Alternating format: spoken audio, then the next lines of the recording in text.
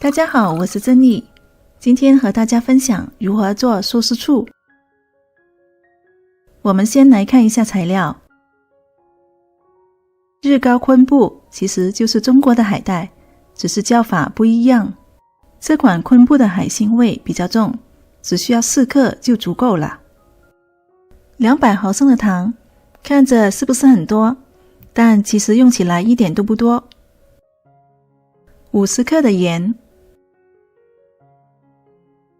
味淋是一种类似米酒的调味料，来自日本，尝起来有些甜味和酒味，能有效去除食物的腥味。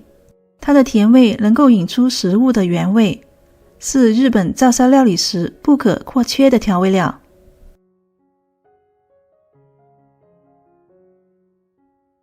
日本白醋主要成分是米和水，如果没有的话，也可以用普通的白醋来替代。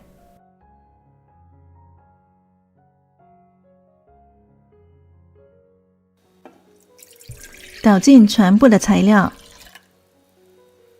醋、糖、盐的比例是10:4:1。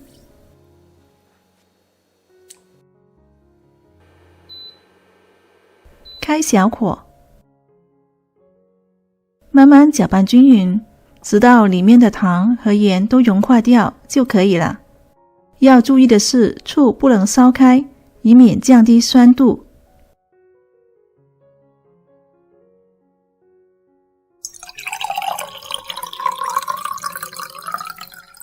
凉了以后，倒进干净的玻璃瓶里，放进冰箱可以保存3个月左右。